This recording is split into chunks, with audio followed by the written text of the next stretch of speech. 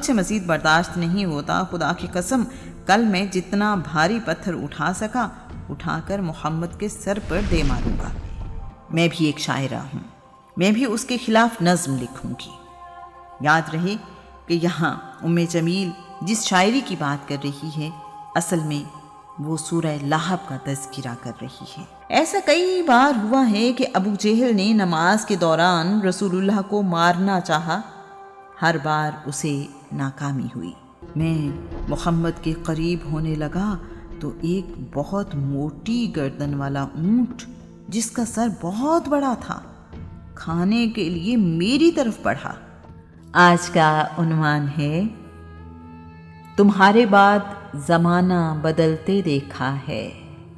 ابی طالب کی وفات کے بعد قریش کو بنی ہاشم کے سردار کا ڈر ختم ہو گیا ہے۔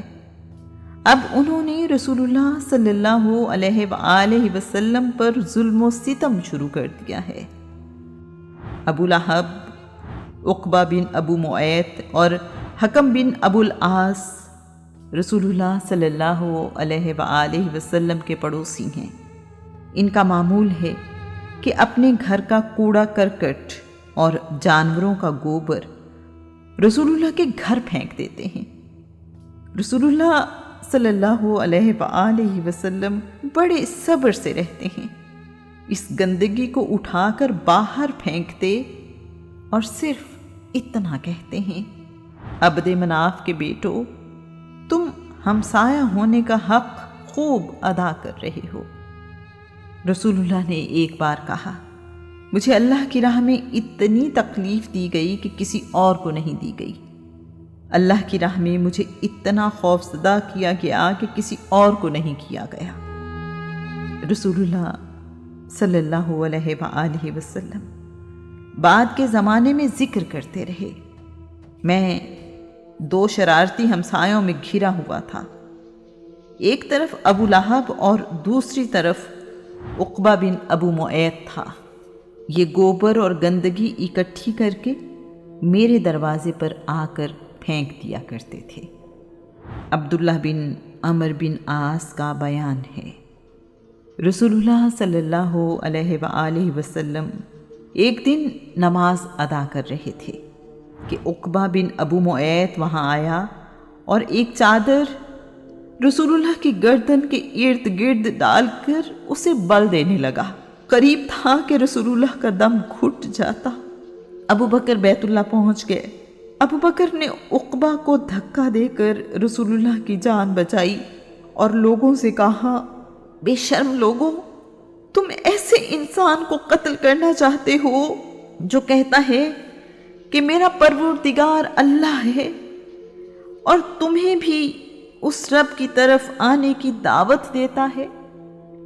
رسول اللہ مکہ کی ایک گلی سے گزر رہے ہیں، عقبہ بن ابو معیط نے رسول اللہ کے چہرے پر تھوک دیا ہے، بجائے اس کے کہ وہ تھوک رسول اللہ کے چہرے کی طرف جاتا، حیرت انگیز طور پر وہ تھوک عقبہ کے گال پر گر گیا ہے۔ عقبہ کا گال جل گیا، جس کا نشان عقبہ کے چہرے پر ساری زندگی باقی رہا۔ ابو لہب نے رسول اللہ صلی اللہ علیہ وآلہ وسلم کے سر پر خاک پھینک دی ہے۔ آپ صلی اللہ علیہ وآلہ وسلم اسی حالت میں گھر تشریف لائے ہیں۔ رسول اللہ کی بیٹی آپ صلی اللہ علیہ وآلہ وسلم کا سر دھوتے ہوئے روتی جا رہی ہے۔ رسول اللہ صلی اللہ علیہ وآلہ وسلم اپنی بیٹی سے کہہ رہے ہیں، بیٹی رو نہیں، اللہ کریم تمہارے بابا کی حفاظت کرنے والا ہے۔ قریش کا گروہ کعبہ میں موجود ہے۔ اس گروہ میں ابو جہل، عتبہ بن ربیعہ، شیبہ بن ربیعہ، ولید بن عقبہ، امیہ بن خلف اور عقبہ بن ابو معیط شامل ہیں۔ وہ آپس میں رسول اللہ صلی اللہ علیہ وآلہ وسلم کے بارے میں باتیں کر رہے ہیں۔ حرم کے قریب ہی کسی نے اونٹ قربان کیے ہیں، ابھی ان اونٹوں کی گندگی اور انتڑیاں وہیں موجود ہیں۔ ابو جہل ان سے کہہ رہا ہے، تم میں سے کون اتنا بہادر ہے کہ بدبودار اوجھڑی اٹھا کر لائے اور سجدے میں جانے پر محمد کے اوپر رکھ دے؟ اگر ایسا ہو تو مزہ ہی آ جائے۔ عقبہ بن ابو معیط کہتا ہے، میرے یہاں ہوتے ہوئے کسی اور کی کیا ضرورت ہے؟ یہ کارنامہ میں سر انجام دیتا ہوں۔ عرب میں مجرموں کو موت کی سزا دینے کا ایک طریقہ یوں ہے: خون اور گندگی سے بھری ہوئی اونٹ کی اوجھڑی مجرم کے سر پر اس طرح رکھی جاتی ہے کہ اس کا سر اور چہرہ اوجھڑی کے اندر چلا جاتا ہے۔ جب اوجھڑی تھیلے کی طرح گردن تک چڑھ جاتی ہے تو اسے نیچے سے باندھ دیا جاتا ہے۔ ناک اور منہ اوجھڑی کے اندر بند ہونے سے آدمی سانس گھٹنے سے مر جاتا ہے۔ اس کے علاوہ مجرم کی ناک اور منہ میں گندگی بھر جاتی ہے۔ یہ طریقہ موت کے علاوہ ذلت و رسوائی کا باعث ہوتا ہے۔ عقبہ گندی بدبودار غلاظت سے بھری ہوئی اوجھڑی اٹھا لایا ہے۔ رسول اللہ صلی اللہ علیہ وآلہ وسلم سجدہ کرنے کے لیے جھکے تو اس نے اوجھڑی آپ کی گردن اور کندھوں کے اوپر رکھ دی ہے۔ عقبہ نے اوجھڑی رسول اللہ صلی اللہ علیہ وآلہ وسلم کے سر پر اس طرح رکھی ہے کہ اوجھڑی نے آپ کا سر، گردن اور کندھے چھپا لیے ہیں۔ اوجھڑی ہر طرف سے زمین کو چھو رہی ہے۔ رسول اللہ کے لیے سانس لینا دشوار ہے۔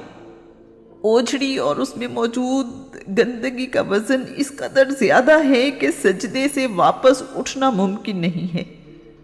یاد رہے کہ اونٹ کی اوجھڑی اور اس میں موجود گندگی کا وزن تقریباً 60 کلو گرام ہوتا ہے۔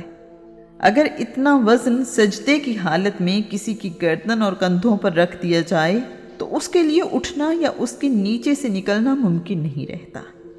یہاں موجود تمام لوگ رسول اللہ کو اس حال میں دیکھ کر کہے لگا رہے ہیں۔ ان لوگوں کو یقین ہے کہ محمد صلی اللہ علیہ وآلہ وسلم اب کچھ ہی دیر کے مہمان ہیں۔ وہ ہنس ہنس کر لوٹ پوٹ ہو رہے ہیں۔ ان سرداروں کو دیکھ کر کسی کی جرت نہیں ہو رہی کہ رسول اللہ کو اس مصیبت سے نجات دلائے۔ رسول اللہ تقریباً 1 گھنٹے سے اس گندگی اور بدبو سے بھری اوجھڑی کے نیچے بے حس و حرکت پڑے رہے ہیں۔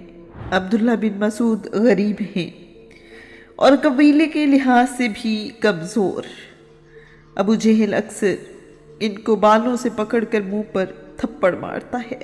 عبداللہ بن مسعود کہتے ہیں، میں اس وقت کعبہ میں موجود تھا لیکن اتنی ہمت نہیں رکھتا تھا کہ ان سرداروں کی موجودگی میں رسول اللہ کے جسم سے گندگی ہٹا سکتا۔ گندگی اور بو ناقابل برداشت ہے۔ ایک عورت ادھر سے گزری تو یہ منظر دیکھ کر اس سے رہا نہیں گیا۔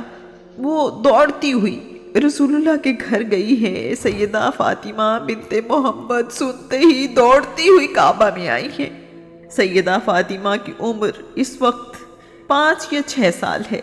کچھ تاریخ دانوں کے مطابق سیدہ رقیہ بنت محمد اپنے بابا کو اس مصیبت سے نجات دلانے آئی ہیں۔ قریش کسی بھی دشمنی میں عورتوں سے نہیں لڑتے۔ سیدہ فاطمہ اپنے چھوٹے چھوٹے نازک ہاتھوں سے اس گندگی کو اپنے بابا کے کندھوں اور گردن سے ہٹا رہی ہیں۔ سیدہ نے رسول اللہ کے چہرے پر موجود گندگی کو اپنے کرتے اور دامن سے صاف کیا تو رسول اللہ ٹھیک سے سانس لے سکے ہیں۔ ذرا اندازہ کیجئے ان ظالموں کی دشمنی اور ننھی سی بیٹی کی محبت کا۔ ایک بچی اپنے والد کو اس حال میں دیکھے، وہاں بہت سارے دشمن ہوں اور اللہ کا رسول اکیلا، کیا یہ منظر کبھی بھلایا جا سکتا ہے؟ رسول اللہ نے بلند آواز میں دعا مانگی ہے، اے اللہ قریش کو پکڑ لے۔ قریشی سردار رسول اللہ کی آواز سن کر پریشان ہو گئے ہیں۔ ان کی ہنسی غائب اور چہرے اتر گئے ہیں، ان پر رسول اللہ کی دعا کا خوف طاری ہو گیا ہے۔ سیدہ فاطمہ کا ہاتھ رسول اللہ کے ہاتھ میں ہے۔ دونوں باپ بیٹی خاموشی سے اپنے گھر جا رہے ہیں۔ رسول اللہ اور سیدہ فاطمہ کے کپڑے گندگی سے بھرے ہوئے ہیں۔ رسول اللہ اور سیدہ فاطمہ بیت اللہ سے نکل کر ابن ابی حسین کے گھر کی طرف سے سعی کرنے کی جگہ کی طرف جا رہے ہیں۔ سعی کرنے کی جگہ پار کرنے کے بعد عباس بن عبد المطلب اور ابن اظہر بن عبد اوف ظاہری کے گھروں کے درمیان سے گزرتے ہوئے اخنس بن شریق کے گھر کے قریب موجود اپنے گھر میں داخل ہو گئے ہیں۔ باپ بیٹی کو راستہ کس قدر طویل محسوس ہوا ہوگا، ان کے دل پر کیا گزری ہوگی۔ رسول اللہ کے لیے یہ تمام وقت کس قدر تکلیف دہ ہوگا۔ گھر پہنچنے پر رسول اللہ کی بیٹی سیدہ رقیہ بنت محمد نے آپ صلی اللہ علیہ وآلہ وسلم کا سر دھلایا اور کپڑے بدلوا کر خون اور گندگی والے کپڑے دھوئے ہیں۔ عرب کی روایات کے مطابق کعبہ میں سب لوگوں کے لیے پناہ ہے، خواہ وہ قاتل ہی کیوں نہ ہو۔ لڑائی اور دشمنی کعبہ کے حرم میں امن میں بدل جاتی ہے۔ رسول اللہ اور مسلمانوں کی دشمنی میں قریش حرم کعبہ کا احترام بھول چکے ہیں۔ قریش کو رسول اللہ کے دین کی وجہ سے اپنا عقیدہ اور حکومت دونوں خطرے میں محسوس ہوتے ہیں۔ اگلی صبح اللہ کا رسول اسی حوصلے اور عزم کے ساتھ کعبہ میں اپنے رب کے حضور سجدہ کرنے کے لیے موجود ہے۔ بڑی سی بڑی تکلیف بھی رسول اللہ کا حوصلہ کم نہیں کر سکی۔ رسول اللہ نے ایک بار کہا، چچا ابی طالب کی زندگی میں قریش مجھے ستانے میں ڈرپوک تھے۔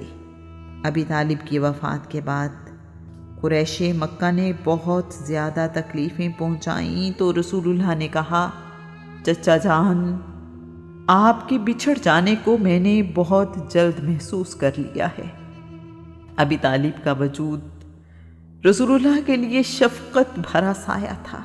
ابی طالب نے ساری زندگی رسول اللہ پر نچھاور کر دی اور اپنے والد عبد المطلب سے کیا ہوا وعدہ پوری طرح نبھایا۔ اب رسول اللہ کا عملی طور پر اپنے قبیلے سے کوئی تعلق نہیں رہا۔ طائف میں ایک ٹیلہ ہے جس پر لات کا مجسمہ نصب ہے۔ طائف کے لوگ اس ٹیلے کا طواف کرتے ہیں۔ رسول اللہ کے لیے مکہ میں زندہ رہنا مشکل سے مشکل تر ہوتا جا رہا ہے۔ قریش رسول اللہ کو قتل کرنے پر تیار ہیں۔ یمامہ کے رہنے والے قبیلے بنی حنیفہ کے کچھ لوگ حج اور عمرہ کی غرض سے مکہ آئے ہیں۔